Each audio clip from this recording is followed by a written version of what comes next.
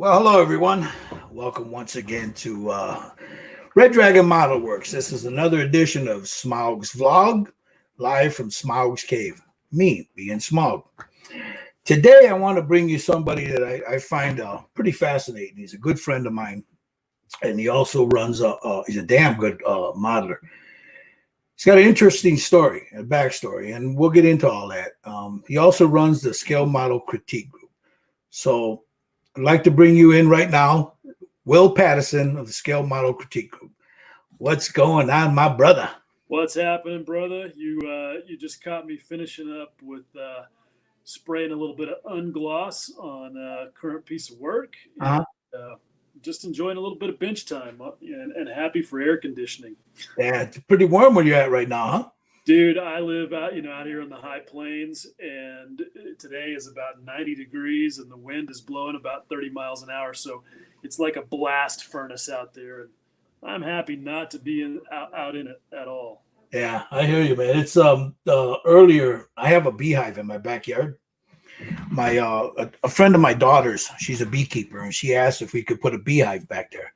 Oh, So wow. she put it back there, and that thing just took off, man. So the other day she added the honey box to the top of it, and she went and got another hive to put next to it because they're just thriving back there, man. So Very cool. Very it's cool. pretty cool, man. They're interesting little things. I'll sit there and watch them. I'll have a cigar and just sit there and watch them. They're just pretty cool to watch, Doing your part to stave off the extinction. Trying to, brother. Trying to, man. Right. It's rough, man. With this world that we live in today, man, with all the nonsense going on all over the place and stuff. Right. It's something else, man. So It's how's cool. life been treating you, brother? How you been? Not bad. I mean, I'm happy summertime is here. I'm grinding along as always. I mean, as you know, I've got some physical issues, and I'm happy that the weather's warmer because warmer temperatures treat my nervous system a lot better, and I can get outside and do road work. I've got a three-wheeled mountain bike that I use religiously, like 3 days a week, and get out there and just pound the miles out to keep my legs strong. So, I mean, summertime is really pretty much happy time for me. Well, I got a question. A lot of people don't know that you have a disability from Right. it was a dirt bike accident. Am I correct? Yeah, that's right. So about 10 years ago, I was injured in a motocross accident. I've been a motorcycle guy my whole life, and yeah, specifically dirt bikes. I did a lot of racing, a lot of motocross. And yeah, I took a freak fall one day at a local track, just doing normal stuff, nothing I hadn't done 1,000 times before. But I kind of bounced off my head on real hard dirt, and it blew out 3 discs in my neck. Mm. It turned the master switch off instantly, and so that's been closing on 11 years. And I've just been fortunate that even though it was pretty catastrophic and pretty much destroyed my life as I knew it, I've been fortunate to make a pretty remarkable amount of recovery. So all things considered, I can handle the things that I have to handle for the most part. Mm-hmm. Now, I know that those of people that don't know you, if they watch, and I'll show a little later on your YouTube page, and the Scale Model Critique Group, but sometimes you have a hard time handling things because of the accident. Yeah. Now, how do you get around that? I mean, I have, you can see my hands, if I can figure out which direction. I think the camera on this iPad is like a mirror, so Mhm. I figure that out. Anyway, yeah, my hands don't work that great. I'm fortunate that I have the dexterity to do the thumb and forefinger grip, Okay. So that enables me to hold on to things relatively well. I can't spin things around in my hands.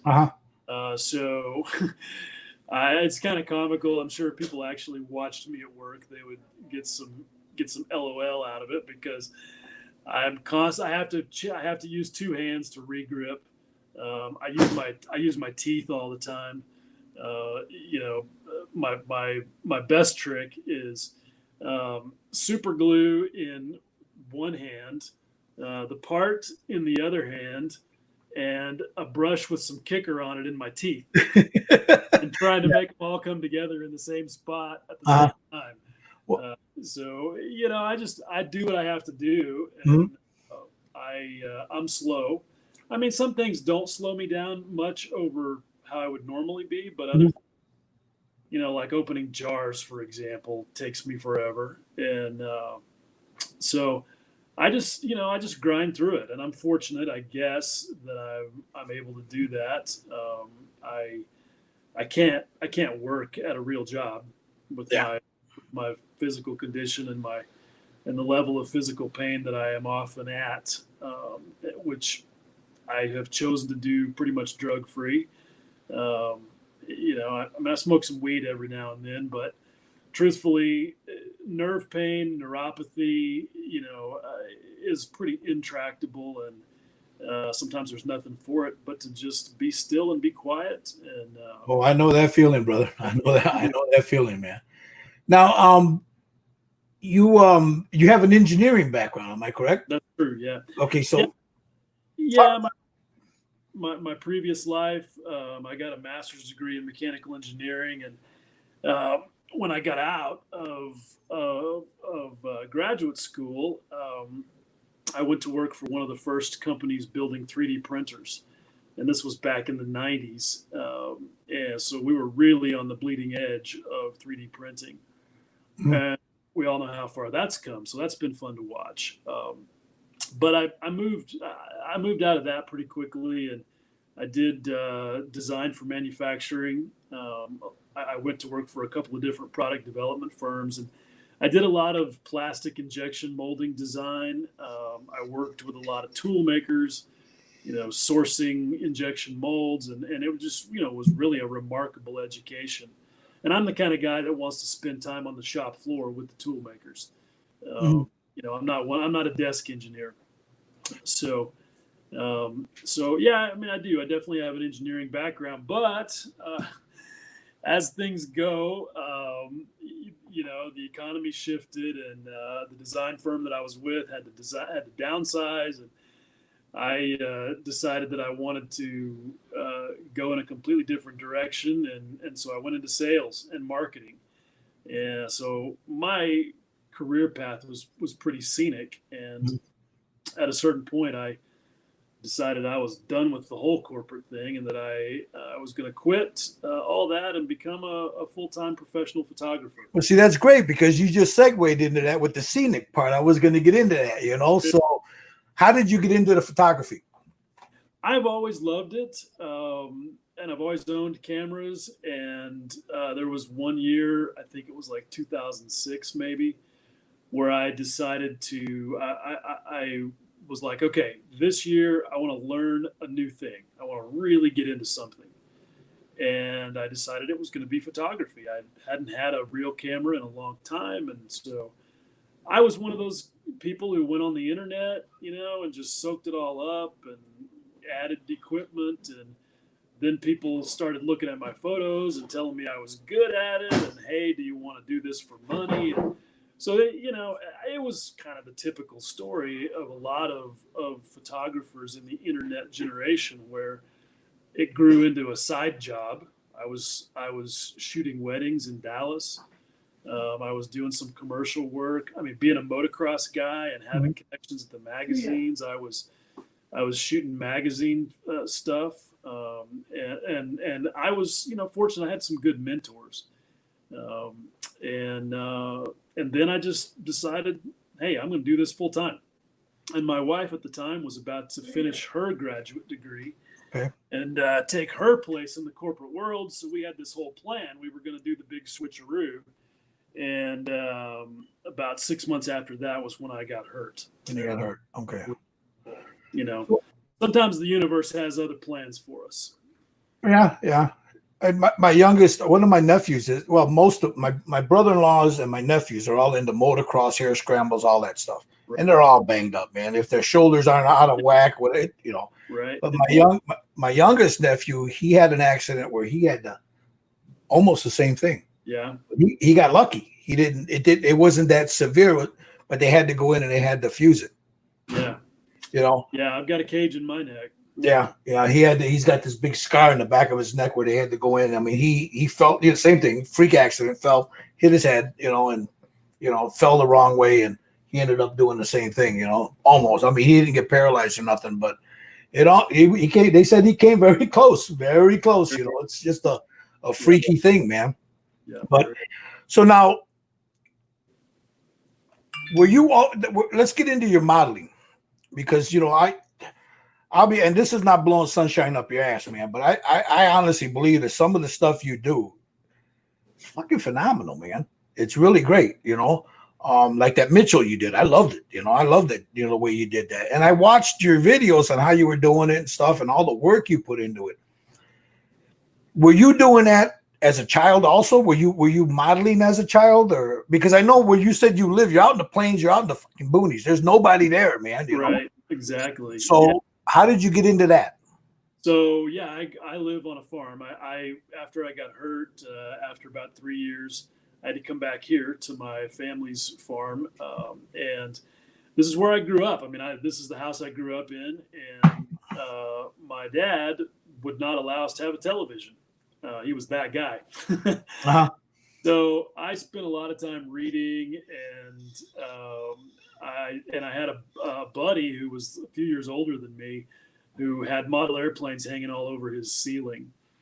And so, I was like 8 or 9, and he was like the coolest dude because he was in junior high, right? And I decided I wanted to do that. And so I asked for a model for Christmas, I think, and I built that, and it was obviously a disaster. I mean, it had fingerprints all over it, and I had no idea what I was doing. But I remember being very pissed off because even at 8 or 9, I was a budding perfectionist, and I was angry that the thing did not look like the picture on the box. And I mean, I can remember that very distinctly. And that one ended up in the trash, but I kept going. And it wasn't long before my reading led me in the direction of, World War II airplanes. And I would go to the community college library and check out, and I found a book called The Scale Modeler's Handbook. And that thing became my Bible when I was like 11 or 12 years old. And so, yeah, I was into it. I was like putting them in the county fair, and even then my competitive streak was fully in effect. And so, yeah, I was fully into it. I wish I still had some of those things around, because I wish I could go back and look at how terrible I'm sure they were, but I was into it. And then, of course, driver's license, girls, beer, motorcycles, and 35 years later, there I was. And what happened there was my occupational therapist was having me do all of these exercises with my hands. Pick these marbles up, drop them in this cup. And I was just like, okay, I understand why we have to do this, but this is killing me. This is super boring. And I wanted some things that I was motivated to work on when she was not there to push me. Mm-hmm. And so I told her one day, I was like, I think I'm going to build a model airplane. And she was like, yeah, sure you are. Yeah, good luck. Yeah.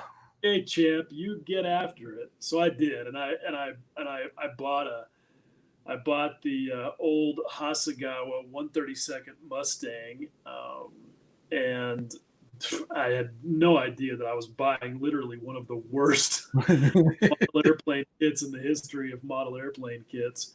But it took me about 3 years of working off and on and struggling. And by the time I finished it, I had come back out here, and I was starting to kind of enjoy myself.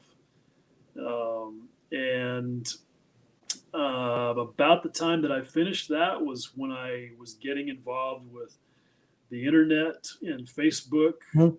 communities, and decided, why not? Let me just make a video about this. Cool. Yeah. Yeah. Done that kind of thing before, really. I had a couple that were really related to my injury. Has it always been airplanes for you? Is it Well, always, is that where your main? it always was. I was a wannabe fighter pilot at one time, and I just have always loved aircraft, and specifically World War II aircraft, and so that was really where it all started. But it didn't take a very long time of my of me getting back into it and seeing stuff like from you, because I was checking out Styrene Syndicate early on, and Mhm.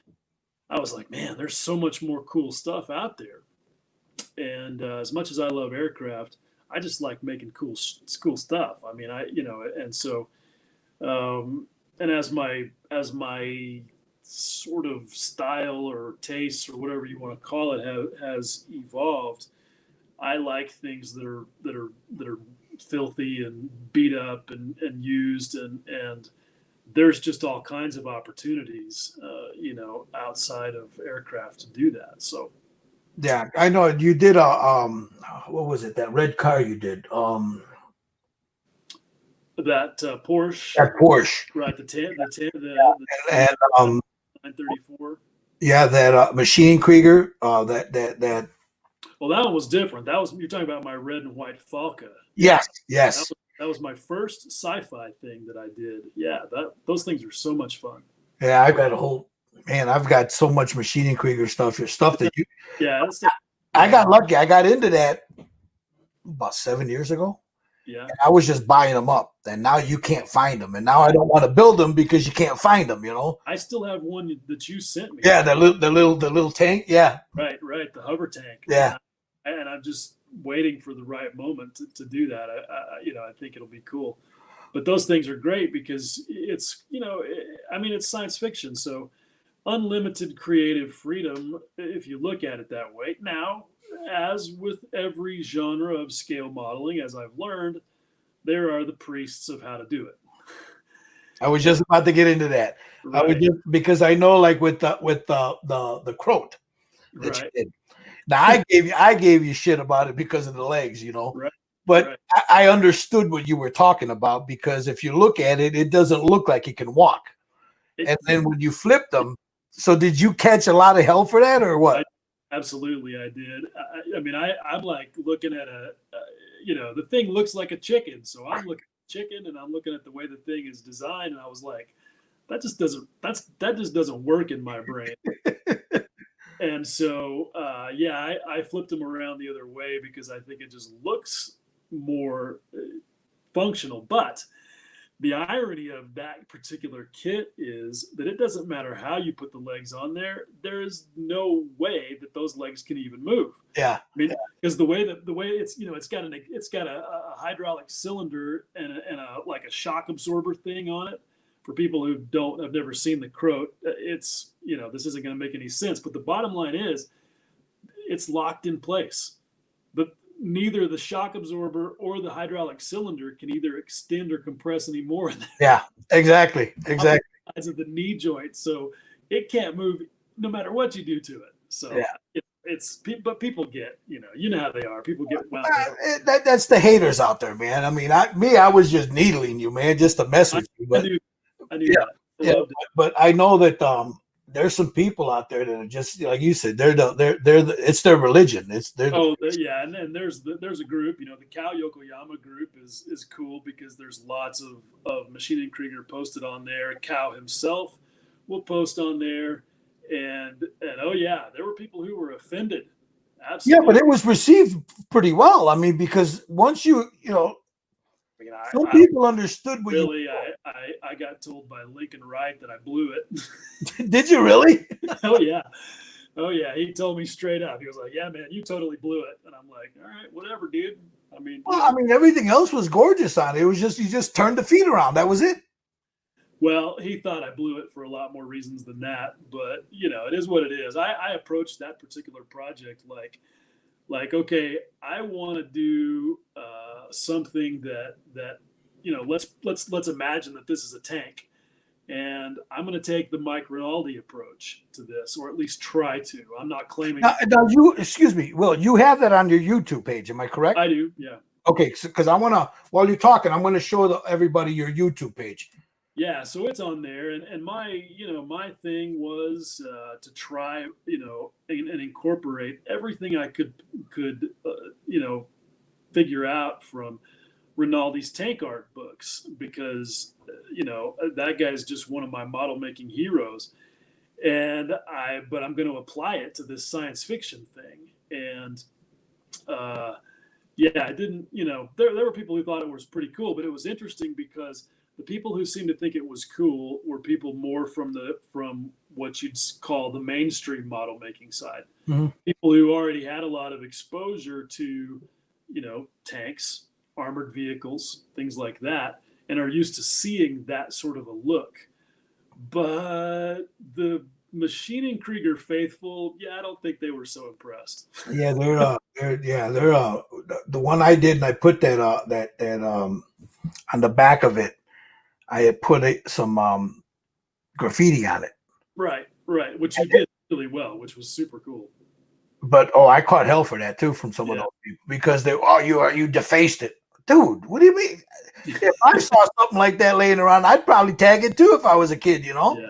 So, I mean, that's the way I came at it, Yeah, and that's the thing that I was doing too. I mean, Maschinen Krieger's cool because it's got a storyline that Yokoyama-san came up with when he designed all those. But it's not a movie. It's not a comic book. Well, I think there may be a comic book. I don't know. And they've talked about making a movie of it. But the point is it's not something that's just really that set in stone. I mean, right. So I did a vignette, diorama, whatever you want to call it, and I, positioned mine in time in such a way that I could include some things that were not so far distant in the future. And that also was not well received. But you know what? I didn't care. I wanted to do a rusty car on a freeway in Washington, D.C., and I wanted some robots. It looked cool. I thought what you did with the car looked really. It just tied it all together. Well, it was really cool. Which gets me to the rusting thing. You did also a tractor. I've done a few, yeah. Now, you take your inspiration, I take it, from the farm. Oh, definitely, yeah. So when you did that, I think, oh God, which one was it? I only saw one, so I can't say I've seen all of them. Well, I've only done two because the truth is there's just not any good tractor kits. I mean, there's hardly any at all. Well, there was one you did that was rusted up really nice, man. I mean, it looked really. That was you're probably thinking about the Heller Massey. Yes. Right. Also, it could also be like a Ford 8N because they're basically the same tractor, very similar. Mm-hmm. And I grew up driving one of those. Like we had one on our farm that had a front end loader on it, and I would use it to build all my little BMX jumps and stuff, and pull a shredder, to chop weeds and stuff. So yeah, I mean that tractor was part of my past, and we still had it at the time that I built that kit. So I could just go right outside and look to see where the grease spots were. So now, how important if somebody is weathering up a model? How important now? From your point of view, how important is it for them to get some kind of inspiration from real life to make it look as accurate as possible? Because I've seen some stuff that was rusted up and weathered. It just looked terrible. I think it's extremely important. And again, now this is just my personal point of view, but when I think about the way that I was making models as a kid, okay, like I recognized that sometimes paint got chipped off and sometimes there were exhaust stains or powder burns or whatever. And I would try to put those on my models, but I was really pretty much operating out of my imagination. Mm-hmm. And when I got into my second round of model making and I started hearing about guys talking about reference photos, I was like, oh, you mean We're not supposed to just, make this stuff up in our head. Yeah.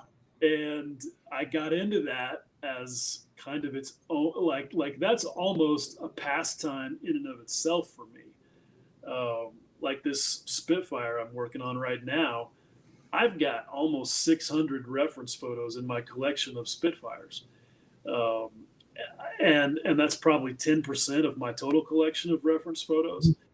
And sometimes I will just sit down for an hour and just flip through them and just I'll pick a thing. Like if I'm working on an exhaust stain, I will go and look at my Spitfire photos, and I will concentrate on looking specifically at exhaust stains. Or if it's the way that the undercarriage collects filth from operating on a grass airfield, I will study reference photos that show only that effect.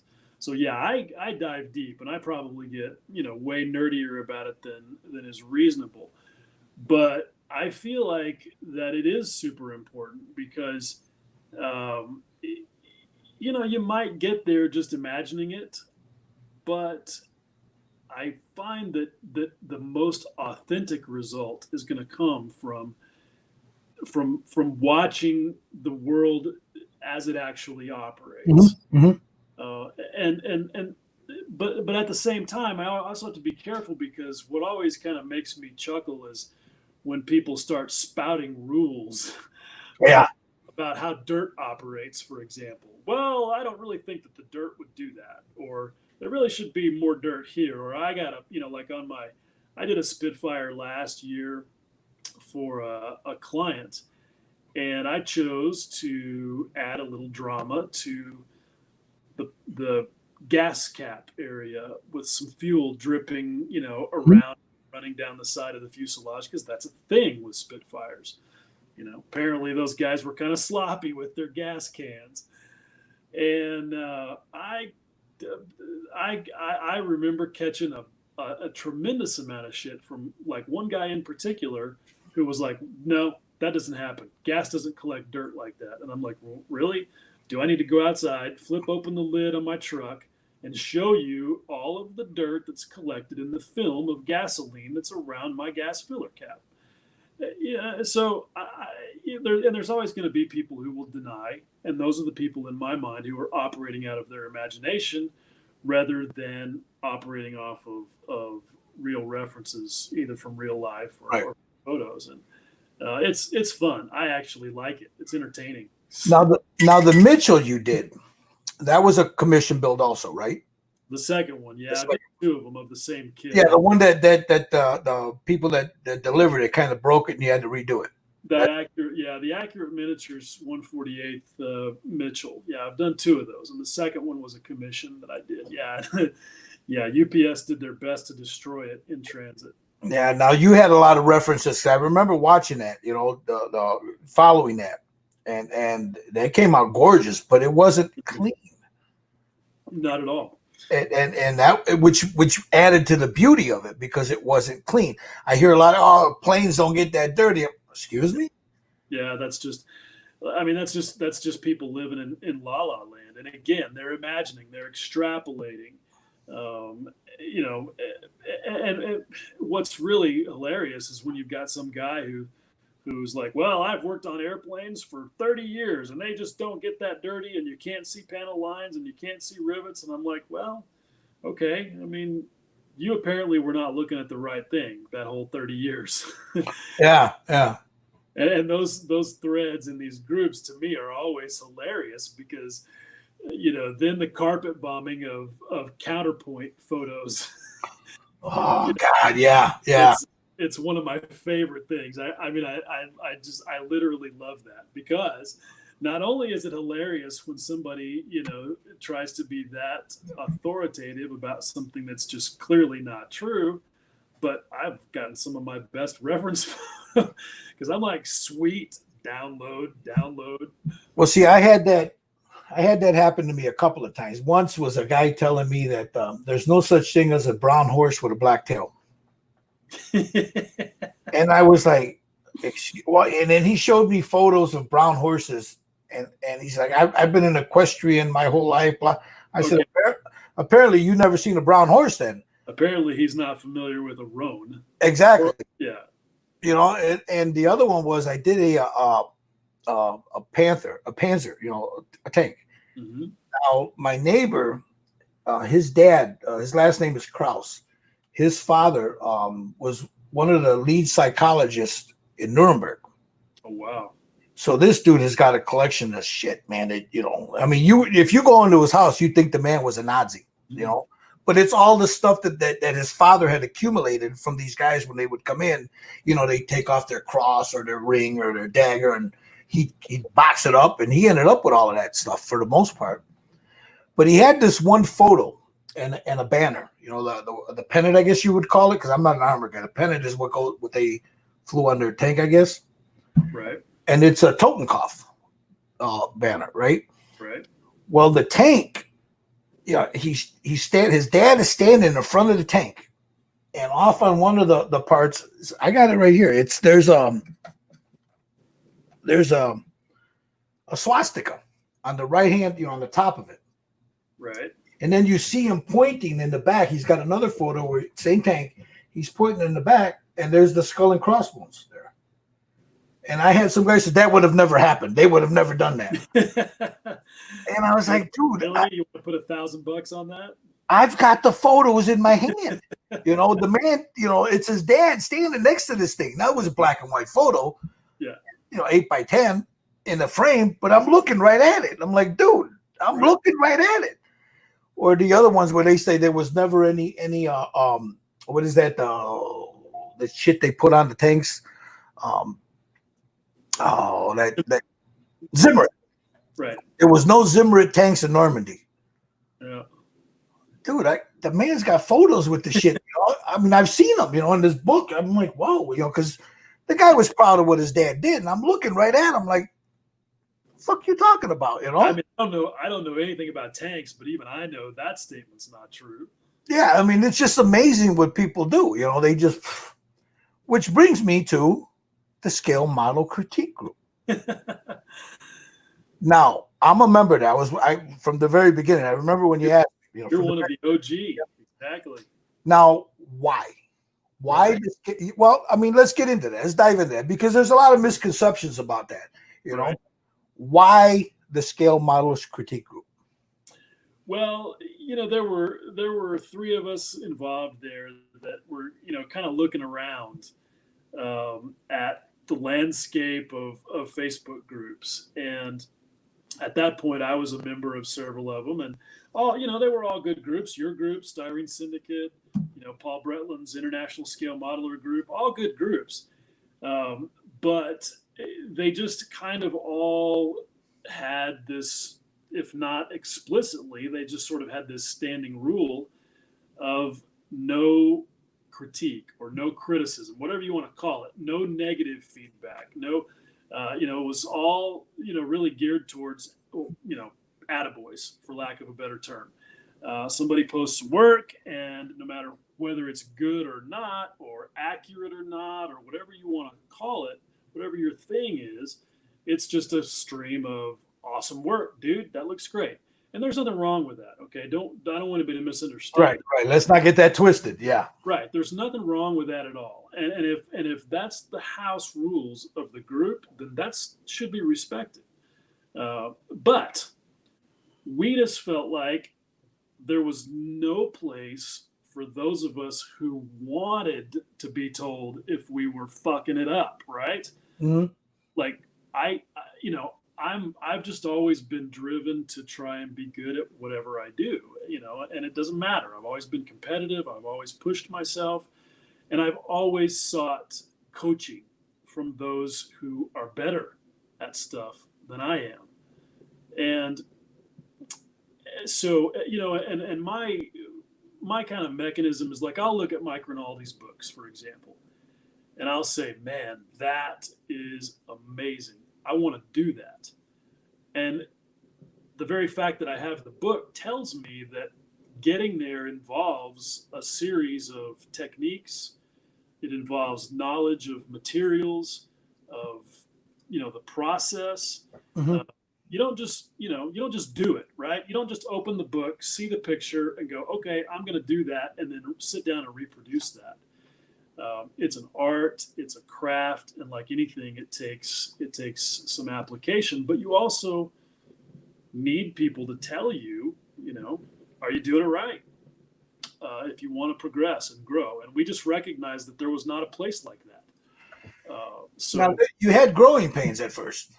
Do what? You had growing pains at first. No, yeah, we did. We had some growing. Well, let's talk about that a little bit, because I know that I've discussed this with you. I talk to some people. Oh no, they're afraid to go there, and they bring up a certain person's name all the time. And they're like, oh no, they're just going to do this. They're going to take my picture and blast it all over, make fun of it, blah blah blah. No. So let's talk about that a little bit. Let's talk about the growing pains. Now, what were the growing pains with the group? Because I remember, I remember all the drama that was floating around and shit. Yeah, there was some of that, and occasionally there still is. Sure. It's largely, and this is why we have a 10-minute intro video that we want everybody who joins the group to watch, because we recognize that the place is different. I'm sorry that you have to look at my stupid face for 10 minutes to understand why, but it is different, and we want people to get the most out of it. And we also recognize that it's not for everybody, and that's fine. But we would like for people to at least understand the place before they dismiss it or whatever. Mm-hmm. And that was challenging at first. One particular thing that we dealt with was showing work from outside the group. Okay, so let's say that Joe Model Maker builds something that's just amazeballs, and he posts it on his Facebook model making page. Joe Model Maker's Facebook modeling page, and it's public. Or it's in a group that's public, or it's someplace else on the internet that's public. Basically, anywhere that's not on a personal page or in a private group. Okay, we view that as put out there for public consumption.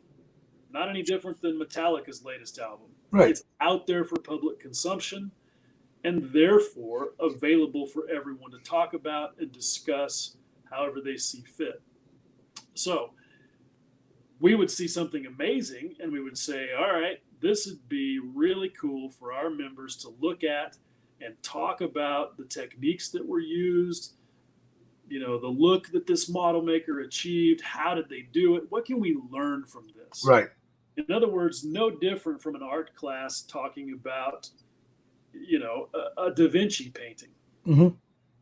The fact that Da Vinci's been dead for a long time really doesn't make it any different. Exactly. And we don't have to ask anybody's permission to do that.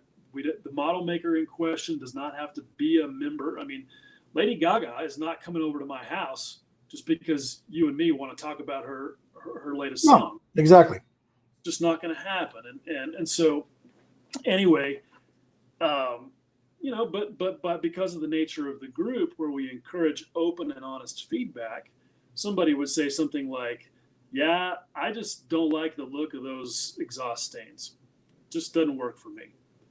And we would have people look at that whole situation and in their mind turn that into Scale Modelers Critique Group makes fun of people's work when they're not even members of the group.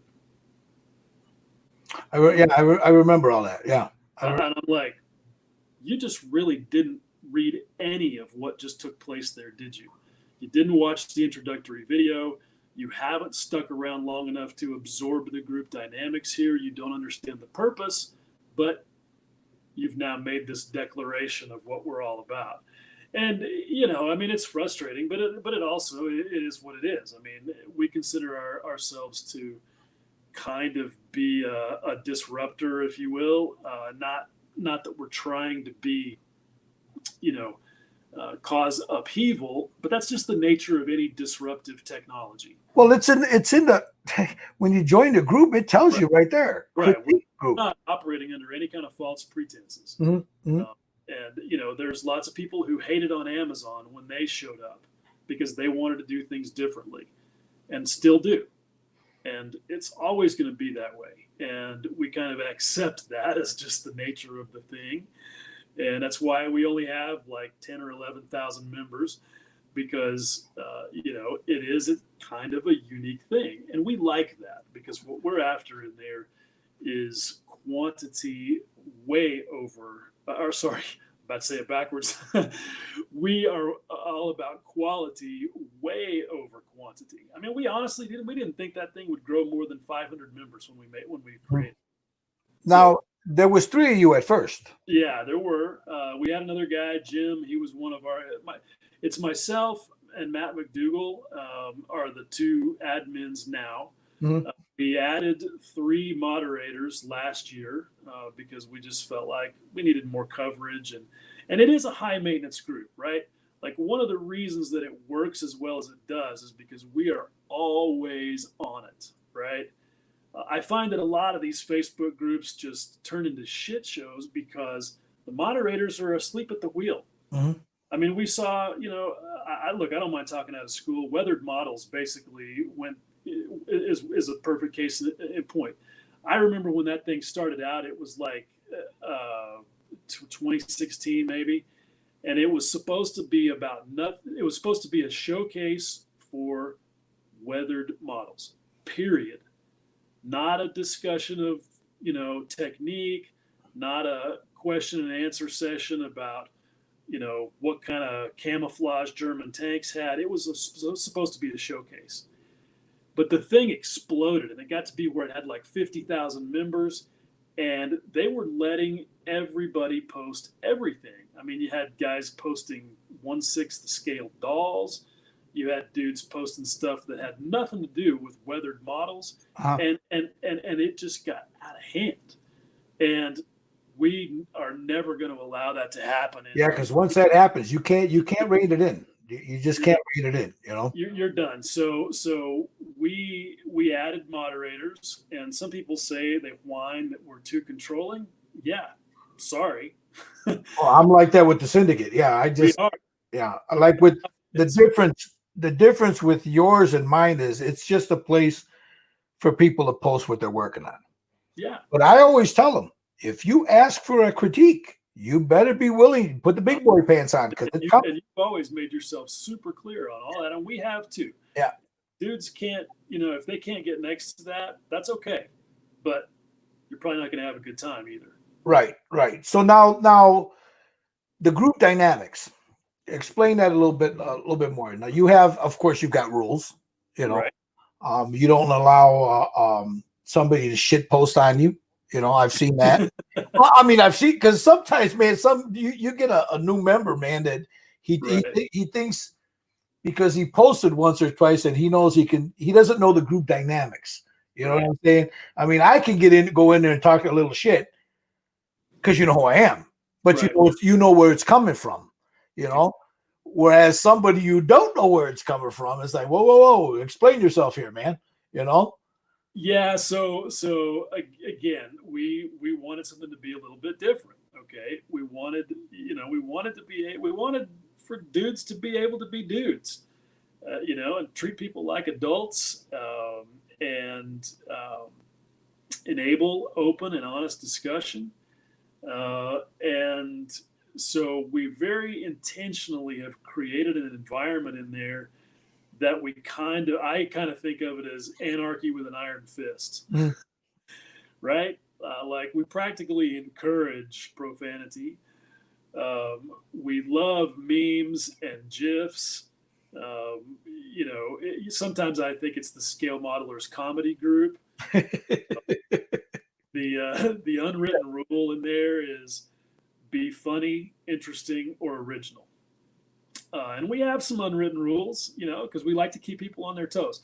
I want people to be engaged. Like one of the rules we're known for is the RTFT rule, which stands for read the fucking thread. Yeah. Because there's nothing more annoying, especially when you know this as an admin, because you got to read all this stuff. And you're reading it, and it's clear that dudes are just repeating because they're not reading, and these are threads where the answer is pretty much absolute. Mm-hmm. Okay. Like, what do you thin dull coat with? Lacquer thinner. Okay. This is not a hard answer, right? So you don't need 100 guys chiming in with the same answer just to show how much they know, right? Or just so they can feel like they're participating. Sorry, there are no awards for that. You're wasting everybody's time. Have the courtesy and respect to read the thread. And if you don't have anything useful to add, then STFU. Yeah. Really just politeness and respect. Yeah. So we enforce that. But, we do it in kind of a fun way where it's like, okay, you need to take a 12-hour timeout. We use the mute function liberally and with glee. And sometimes it's just all in fun, right? Yeah. If somebody says, and we do it really honestly to keep people on their toes, not to be mean. We do it to keep people engaged because the entire purpose of the group is to learn and to grow and to develop skills. And so we are not looking for people who are just, along for the ride. Well, see, that leads me to what kind of you're segueing it for me. I don't even, the kind of modelers that you have in there.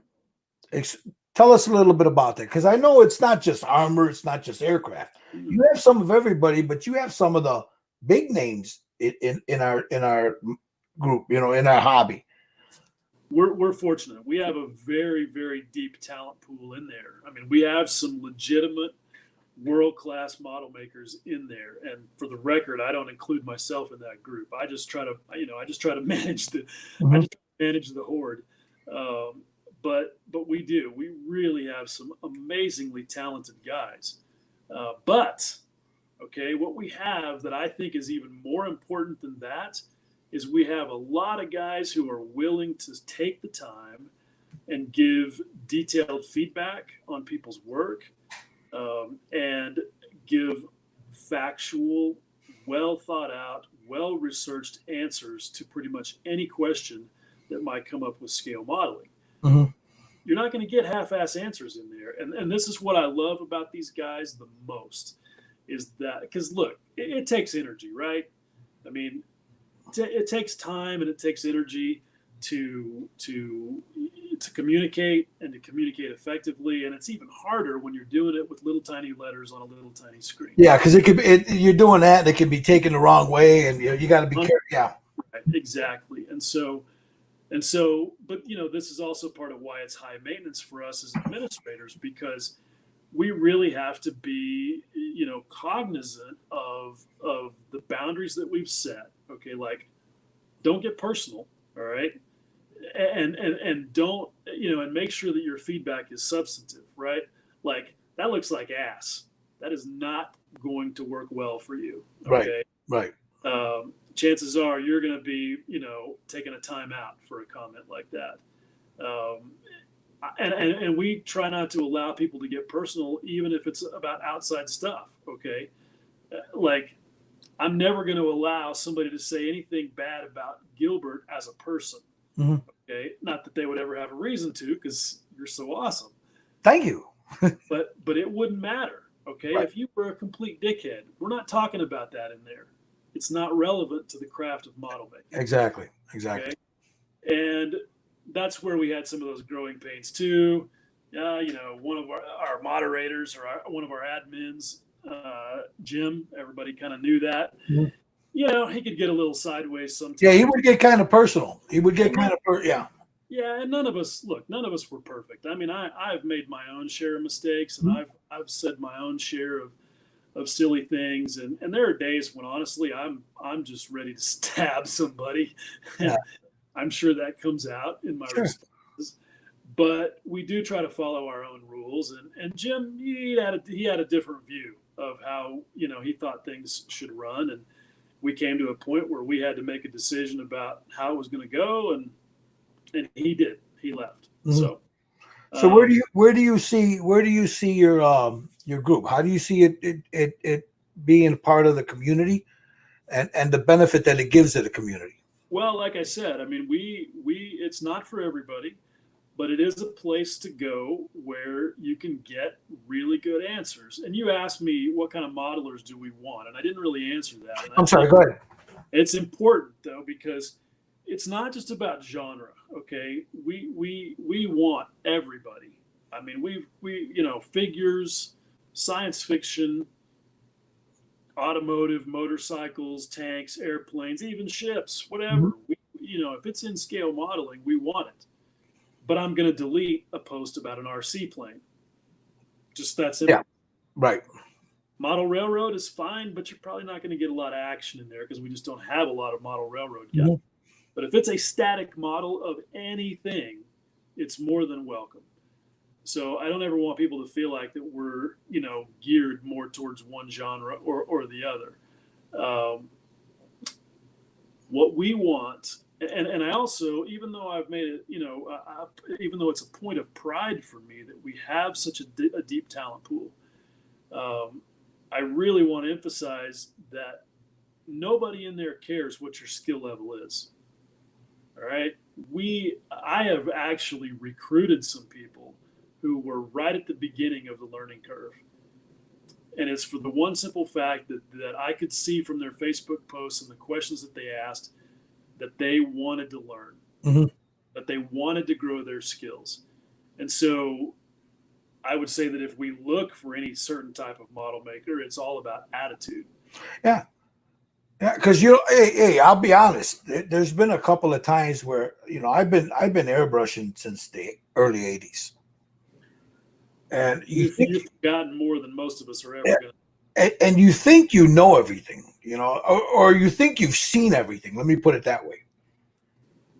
And you get into a discussion, you're like, well, wait a minute, I've learned things from you know, you're talking to people. Well, that paint crazed up like this because of this. Well, it's never happened to me, but why did it do it for him? Right. And you start learning things like that. You don't know everything. There are people out there that have a lot of different experiences, and I've learned a lot there. Now, again, you know this. I kid you. All the Smithsonian builders. Well, because, dude, if you look at some of the stuff they're putting up there, yeah, you know, they're at that level. Number one. It's amazing.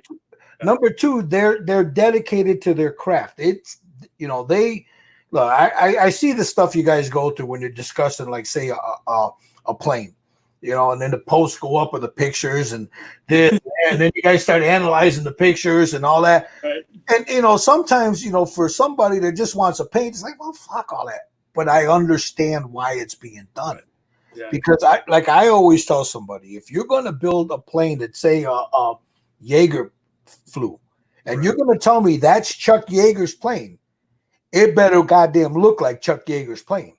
I mean, ideally, for some guys, but look, there's a lot of dudes that just want something cool to put on their shelf.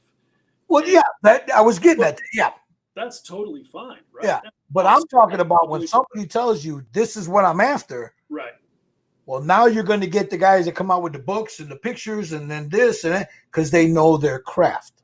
Exactly, and that's the thing that you have to expect in SMCG. Like, I was in some other group a little bit ago today. It was a perfect example. Some dude had he wanted a union flag, a Union Jack. I'm not sure the exact right technology, so you Brits don't get mad at me. Anyway, he wanted the British flag, right? And he had painted it on a piece of tape, hand painted it, and it pretty clearly looked hand painted. I mean, the X thing was kind of off to one side. I mean, it just really wasn't, And some other dude popped in there and said, "Yeah, sorry." No, let me be clear. He didn't say sorry. He just said, "Yeah, it looks hand painted. You might want to try again with some masking, or maybe just print from a photograph of the flag that you want to use." And that's all he said, right? He was blunt. He was straight to the point. He was not personal. There was nothing in his comment that was like, "Dude, you're an idiot, man. You suck. My 5-year-old could pay." None of that. Okay. It was just very straightforward. And I think they ran the guy out of the group. There was a bunch of guys that just got so outraged. They were like, "Well, you could just give the guy some credit for trying." And he was like, "That's great. Yeah, he tried, but sorry, fail." Right. And he wasn't being mean about it at all. And the exact opposite would have happened in SMCG. It's the guys who got outraged who would have been out. Been out, yeah. Because that's, And again, we don't allow people to just be like, don't be a jerk. Don't come in thinking that you're going to just, because there's a difference between being straightforward and being an asshole. Right. And those of us on the admin team are always watching for that very, very closely. And again, doesn't mean we're perfect. Doesn't mean I'm never an asshole. It happens. We have bad days, but we really do try to be fair and judicious in our decisions, and we try to keep things focused and on track, and try to really make it, as high as much about quality as possible. Cool. Now, at the end of this, guys, for you guys watching and for people that are going to watch later on, I'll show the Facebook page. You guys can go and request, to join in there. Just remember everything you just heard here. So if you post something and you ask for whatever, if you post something, you're going to get some feedback. Don't take it personal. Don't take it personal, because it's not personal. You don't even have to ask. It's going to happen. It's going to happen if you post it there. Yeah, and don't, and it's with regard to anything. Okay, I mean, it's like some guy will say, "Hey, I just bought some XYZ paint. What do you guys think?" Be prepared. Maybe not everybody likes it. There may be guys who'll be like, "That is garbage." Yeah, well, let's talk about that, because in the last few years that I've known, you've gone through a bunch of different series of paints. Now, you prefer lacquers. Am I correct? I'm lacquer for life, bro. Now, I do too, but sometimes you can't get, for what I do, you can't get the colors that or you could mix them, but I'm lazy. I don't feel like mixing all that shit. But why? I mean, you've got. I remember you had some acrylics. Yeah, and I still do. And you still use them, but I know that you have a preference, and why is the preference? Why is it lacquers, and why is it the ones you have behind you? I've been on the same journey that I see a lot of scale modelers going on, either as noobs or guys returning, like I was after a long hiatus. Because when I was building models in 1984, we had Testors enamels. Yeah. And I remember that Flowquill came out with some water-based paints, and it was like, everyone, was like, wow, what is this about? And I painted something with it and didn't know what I was doing, and it all flaked off. It was literally just watercolor. Mm-hmm. And obviously, we all know that the paint market now it's unbelievable how many choices we have. And so when I got back into it, I was like, what do I do? Which paint do I pick? I mean, I knew enough to know that not all paint is created equal. Right. And I really just wanted to get the right colors, and I wanted it to be easy. And so I started airbrushing with Vallejo, like a lot of guys do. And I was miserable, dude. Yeah, yeah. Constant airbrush clogging, never being able to operate on the same ratio of thinner. And I'm kind of an old school guy when it comes to that. Like, I've done enough full scale painting to know that the rule of paint is ABC. Always be consistent. Mm-hmm. Right? Mm-hmm.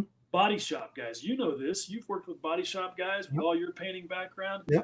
Look, those dudes are not just flying off the cuff, right? Paint systems are systems for a reason. For a reason, yeah.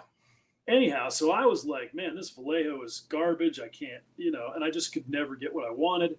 I went from there to, oh dear God, Model Master enamel or Model Master acrylics. Oh yeah. Oh yeah. That was a painful time in my life. Yeah. I know there are guys that like them. You have my respect, but that was fortunately a pretty short period in my life before I discovered Tamiya.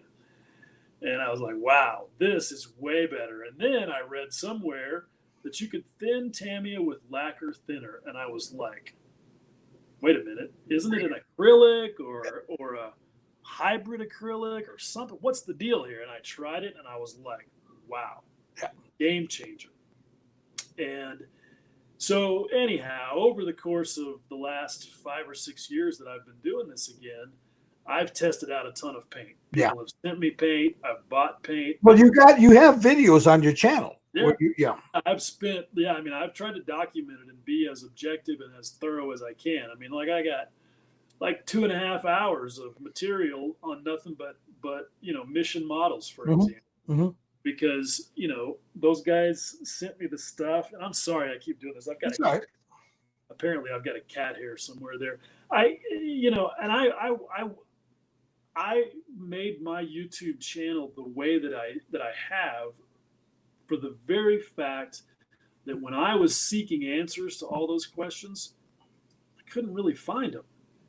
Like, there's plenty of YouTube where dudes are just painting.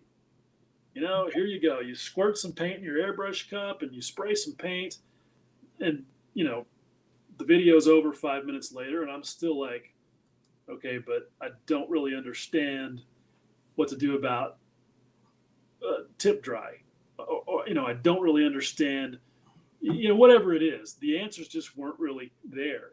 Like, how does this paint react to enamel weathering products? How does this paint react to decal setting solutions? Hmm. So anytime I've tested paint, I've tried to be very thorough and go through all that stuff right there where people can see it. And yeah, my videos end up being horrifically long, and I hate that. Yeah, but they're in depth. They're pretty in depth, I at least try to make sure that the quality is there. And yeah, I ramble sometimes, but I don't script anything. For me, it's just the same as if you and me were sitting right here together at my workbench, and I was like, "Hey, dude, check this out," and so I went through a lot of paint, and I ultimately ended up at MRP. And this has been now, I guess, probably 3 years. Now, why MRP? What? So Matt McDougall was actually the first one of us, I think, to really notice it and check it out. And I just started really paying attention to the results that he was getting, because the thing about MRP that's different, at least at that time, from pretty much every other lacquer, was that it was ready to spray right out of the bottle. Mm. So, it comes out. I mean, it's really nice and thin right off the bat. You don't have to do anything to this other than shake it up, take it out of the bottle with a pipette. And at the time, they all came with a BBM, and their bottles are different now. They're not using these glass bottles anymore. But take it out of your airbrush and spray it, and it's a game changer. And I still just kind of giggle every time somebody in SMCG that we introduce to this stuff is like, "Holy shit! I just got better at model making." Yeah, all because of this. It's that good. And I don't say this kind of stuff lightly. I'm hard on products because, especially paint, I don't have any room in my life for stuff that works most of the time, right? Or that you have to stand on one foot, hold your tongue a certain way, and only airbrush by the light of a full moon to get it to work. I put too much of myself into my projects to screw around with stuff that's going to fail me. If I can't trust it. Yeah, that's what I tell people that when I'm mixing. Like, I use a lot of acrylics on figures. Right. And I learned real quick that water, yeah, you can thin it with water, but it's not consistent. Regular water. So, like if I'm using say if I'm using the Vallejo Game Color, I'm using Vallejo's thinner in there, and a little bit of Flow-Aid in there. A little drop or two, a Flow-Aid. And you just said it right there, having to add Flow-Aid. I mean, try to go on. I would challenge anybody to go on the internet and ask, what's the right way to spray Vallejo? And you'll get about 10 different answers. Exactly. As many dudes as respond is how many different ways there are to do it. Yeah. And to me, that's just ridiculous. Yeah, I see a lot of guys that do the Patreon thing, and they'll say, "Oh, I've got a little this on the side, and I'll put it in here." And they're like, "Well, what the hell did you put in there?" You're not telling. Oh, well, tune into my Patreon, and I'll tell you. Yeah, right. Exactly. Well, if you watch them closely, yeah, they're squirting a little water in there, but you know what? That mixture they're doing has got Flow-Aid in it. I guarantee you it's got Flow-Aid in there, because you're not going to shoot Vallejo, Reaper, scale 75. You're not going to shoot that stuff without a floating in there, especially this time of year. This time of year, it ain't going to happen, man. And like where I live, where it's like 20% humidity most days. Oh, yeah. I mean, we get a 70% humidity. So that's like, bam, and I've got dehumidifiers here, and it helps, but not that much, See, right there, we're onto something. You think it sprays better in dry air. I think it clogs worse in dry air. Yeah. And we could go back and forth about all the reasons why we're both right. And the bottom line is, it's the paint, dude. It's the paint. It's just not great paint. Well, it's the paint and what you're adding to it to spray it. And I understand why people like acrylics. I do. And I understand why people like Vallejo, MIG, ammo, all that. There are a lot of people who cannot tolerate the chemical smell of lacquers. And, we don't even really have to talk about enamels. I don't think there's any good reason to use them for color.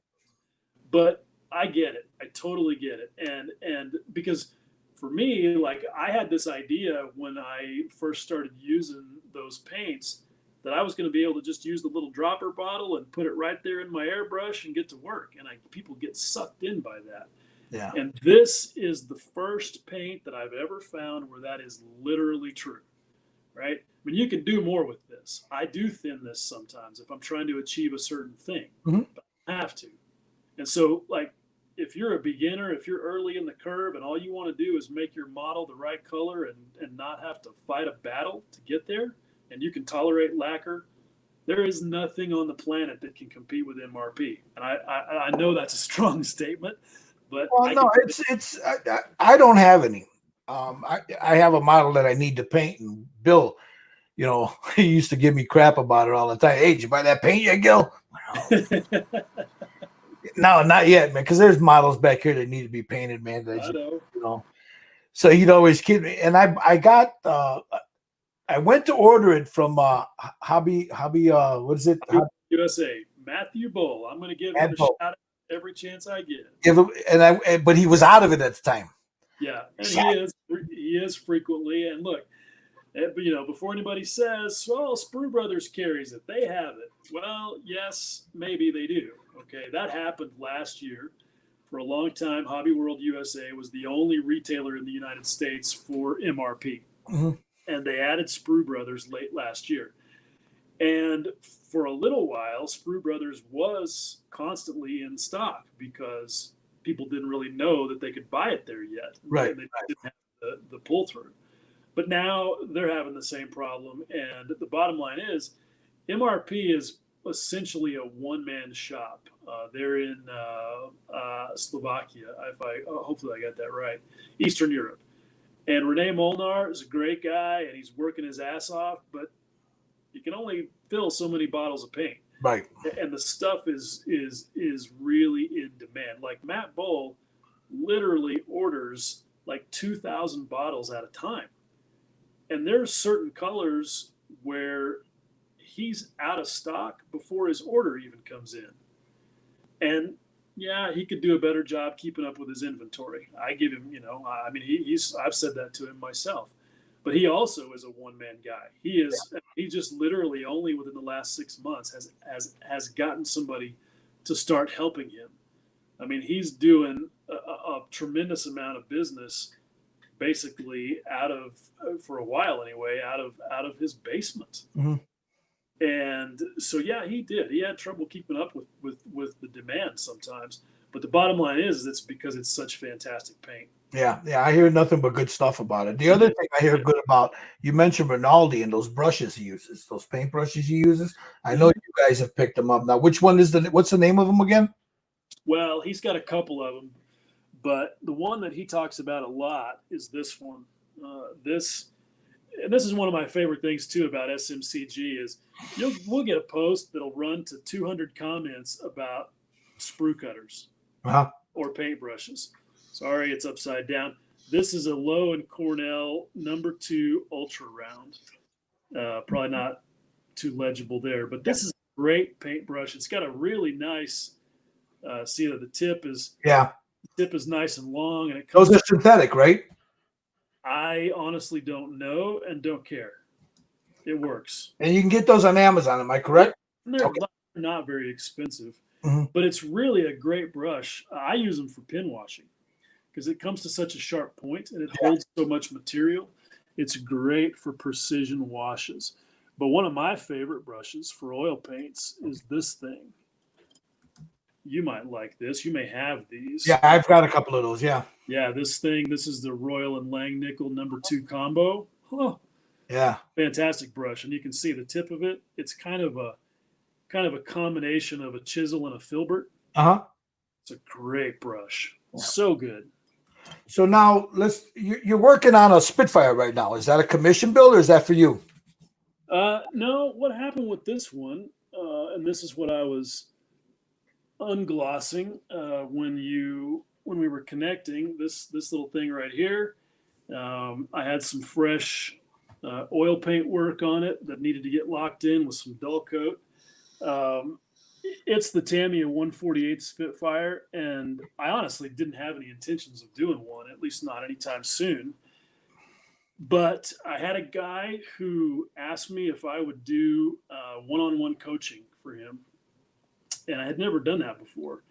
But after talking to him and learning what his goals were, and he's a super cool guy, I thought, you know what, why not? So he and I meet every so often, just like this, via Uh-huh. Skype, and we have like a preset kind of agenda that we're going to go through for the hour. And I walk him through, what he's doing on his project. And I felt like that it would be best if I had at least got the same kit that I told him he should build. Mm-hmm. Because he was like, look, I need a kit that's not going to cause me a lot of drama. I really want to learn painting. I don't want to have to fight this thing. I said, dude, the new Tamiya Spitfire is your thing. It's awesome. Mm-hmm. And so then I thought, well, I should at least have one on my bench. So if he says, hey, how are these two things supposed to go together? I could see for myself. And then I thought, well, if I'm going to do that, I might as well build the damn thing. And then I thought, well, if I'm going to do that, I might as well make a YouTube series out of it. So I am on episode 18 and getting close to done of everything that I'm doing to build this little Spitfire. Yeah. Now, if somebody wanted to join the group, of course, that's what they can always join the group. If they have any questions, I'm sure they can always get a hold of you. Right? Yeah, sure. I mean, I have people, I have dudes private messaging me all the time, and I'm not always great about answering. Like Patrick Morales is trying to message me right now. He's in SMCG. He's asking me about soldering irons, and he's like, "Hello." I'm like, dude, sorry, I'm more important than you are. So yeah, I mean, and if I have time, I don't mind answering. I struggle sometimes with guys messaging me, hey, how does my airplane look? And I'm like, ask in the group, dude. You'll get way more feedback. Well, if you got, as far as advice for people out there that are just starting, like say a YouTube channel, or if they want to do a Facebook thing, and they're presenting their work, what kind of advice would you give them? Well, that's kind of two questions. Yeah, I mean, let's go with the model thing. What Okay. kind of advice would you give somebody? Say, like, I don't know, somebody just walked in and they said, hey, Will, like you were just talking about, the guy with the plane. What kind of advice would you give them as far as tools, paints, kit? Like literally what kind of advice? Or Yeah, no, I mean, tell me what you would tell me if I asked you.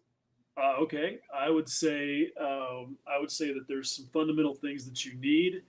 And this is kind of what I did with Mark, the guy that I'm coaching. I said, dude, send me a list of everything you currently have at your workbench, and I'll help you fill in the blanks for what I think you should get, right? Mm-hmm.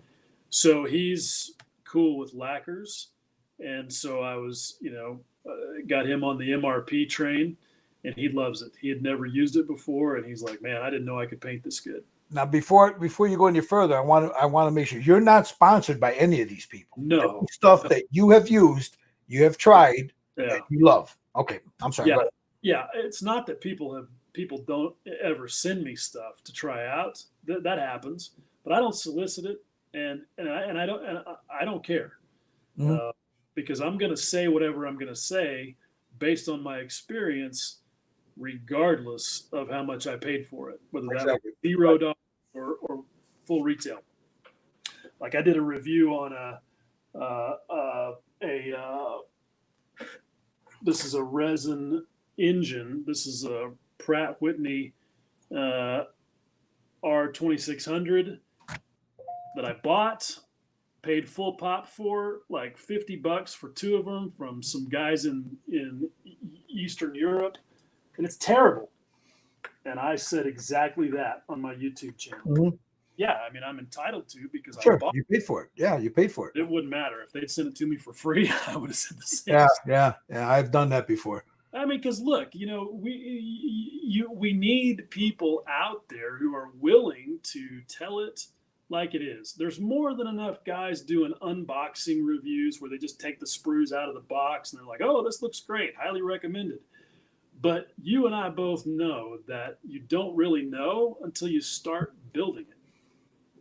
That's true. I mean, that girl may look great in tight jeans, but once she got them clothes off, You don't know what's holding it all together. Yeah. right? Bang, you know. You Yeah. don't know until you're in there. And so what I want is because if I know that I'm going to spend hours and weeks and months. I mean, like this little Spitfire here, this is a straightforward kit that you can put together in a weekend. You can paint it up. Doesn't have to take you forever. But I've got, I don't know, hell, I've probably got 60 hours in this project at this point. I mean, there's 20 of those hours on YouTube already. Yeah. Yeah. So if I'm going to put that kind of effort, if I'm going to pour myself into a project, I want to know what I'm getting into. Mhm. I don't have time or energy or effort to waste. So we need more people who are willing to call it straight. So that's why I do. So that being said, I told Mark to get MRP. I told him to get those two paintbrushes that we've already talked about. Right. I'm going to need those because he wanted to do some oil paint rendering. I am a huge fan of Oh, I the love those. I love them. I love them. Infini sanding sponges. These Yeah. sponges, and Infini makes like 2 or 3 different types of sticks, and their rigid ones honestly are not a whole lot different from like Paul Bretland's. He has Ultimate Modeling Products. He has these thinny sticks, which Yeah. are they're appropriately sized for all Mhm. kinds of tasks, and he's got good grits. The Infini rigid ones are not really a whole lot different, and they're much bigger, so they don't work in as many situations. But one thing that Infini does that I love, and there's a lot of dudes that don't understand why I love this so much. They put the grit right there on the thing. They're all there. Yep. I got them all there. Yep. Exactly. But these sponges are fantastic for the for the very fact that they are sponges. Yeah. So if you use them with a light touch, they act fairly rigid. But if you need them to conform over a surface, they'll do that too. And they've got a full series that goes from like 200 all the way up to 4,000. You can even polish a clear part with them. They're just super good. Like his abrasive seems to just be more precisely sifted, because you get cheap sanding sticks, and like I find that they'll have boulders in there. You're Yeah. along doing your thing, and all of a sudden you got a gouge, and you're like, where did that come from? So I really love these because of the consistency, and they don't fall apart with wet sanding at all. But they also make another thing. You may have it. Do you have their sponge sheets there? Yep. Yep. Yeah. So I do. This is another thing that I recommend. This is a power tool right here. Get yourself a set of gripper tweezers, and then you can chop off little pieces of that sponge, and now you've got a precision little sanding. Yeah. Yeah. So you need to work like a little tiny area. This will get you there. And with lacquers like MRP, like the 1500 grit, the 1000 grit, stuff sands beautifully with these little sponges. So you've got your paint laid down and you discover you've got a goober there, a piece of dust or a hair or whatever kind of flurm we all deal with, and with MRP, because it's a lacquer, it dries. I mean, you can handle it within minutes. Now, what kind of airbrush did you use? So again, another recommendation for somebody that's getting in there. I use this Iwata Neo TRN1 for about 90% of my work, and I like the trigger style because of my dexterity. Right. All right, but this don't you have a Grex like that too? I do, but and it works fine. But I keep the fan tip on that one, so it ends up being a special purpose airbrush. Got you. And it works great. I tested them both extensively, and this is on my YouTube channel.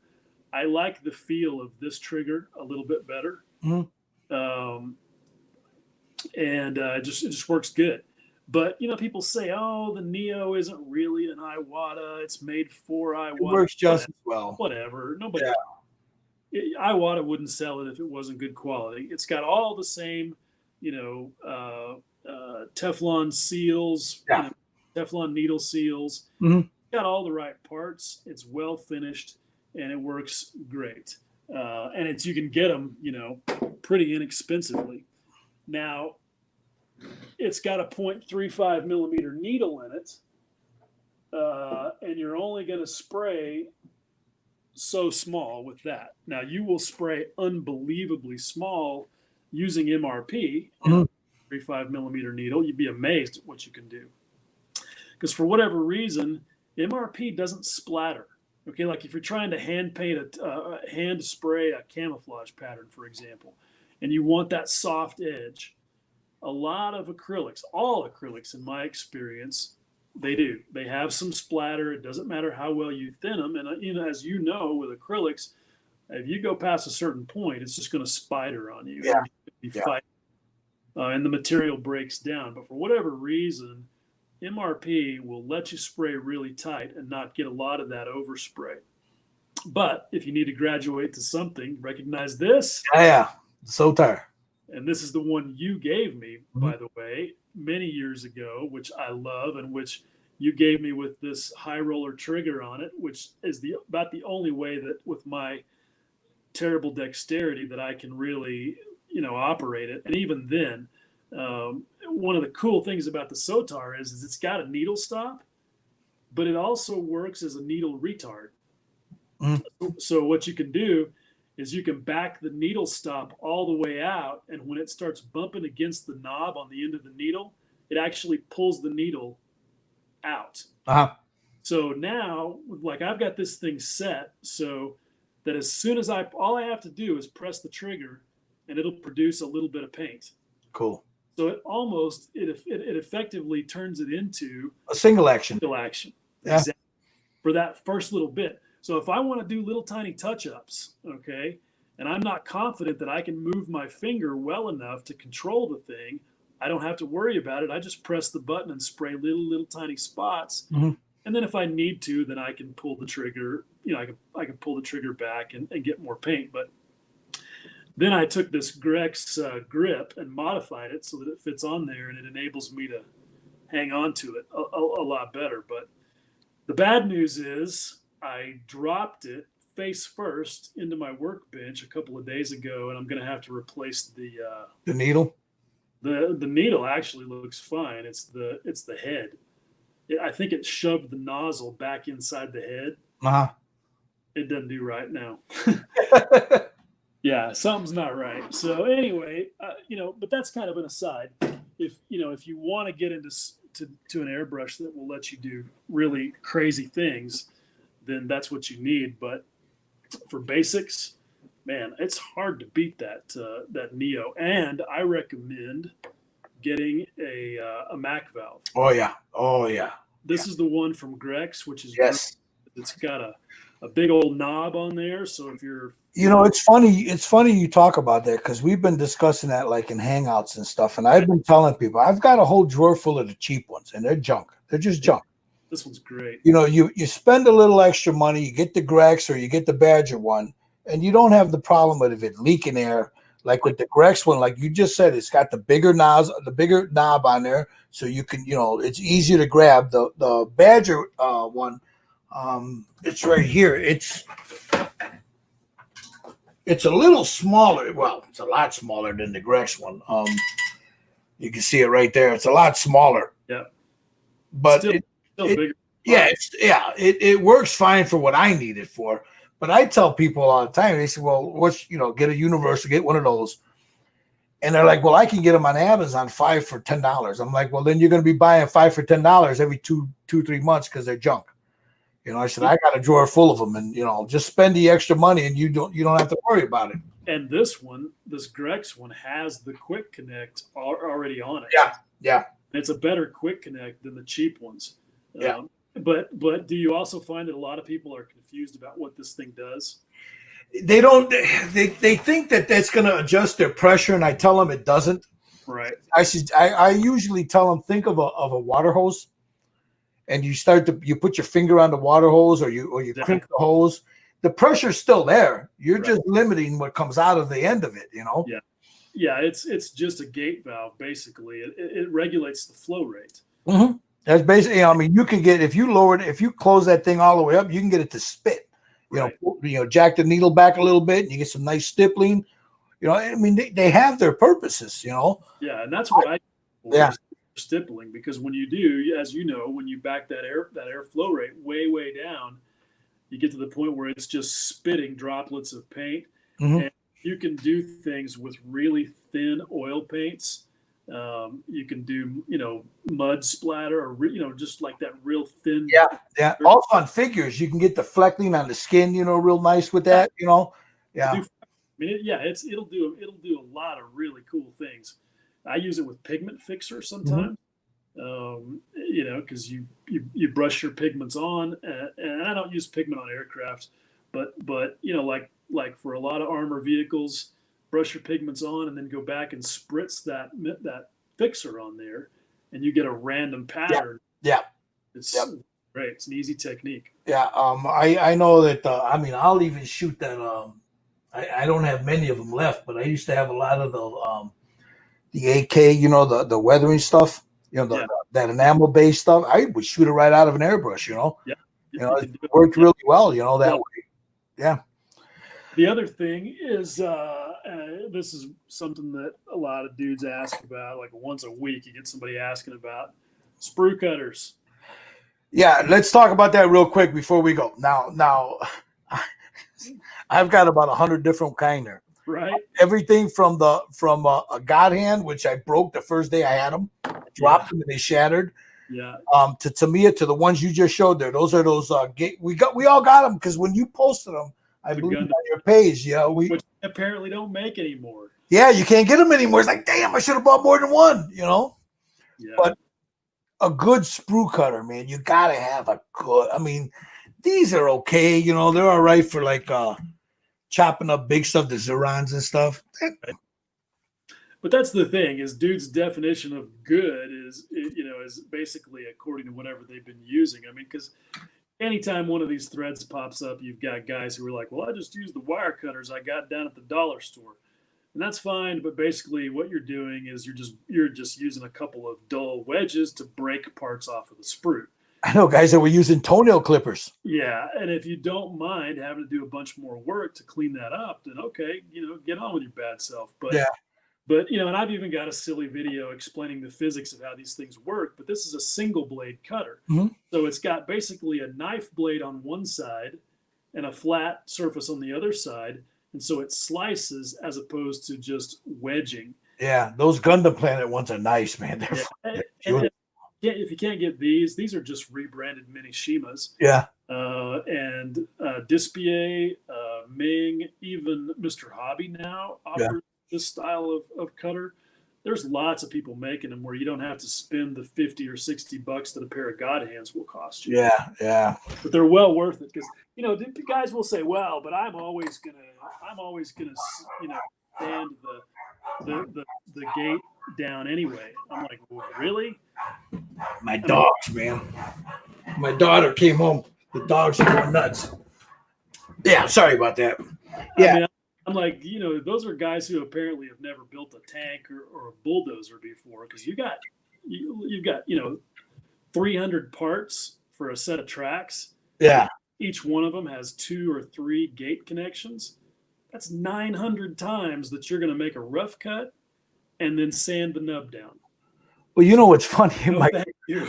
My grandson, he even knows better. I tried to give him those rods. He was doing one of those little Bondi, he's got a bunch of kits here.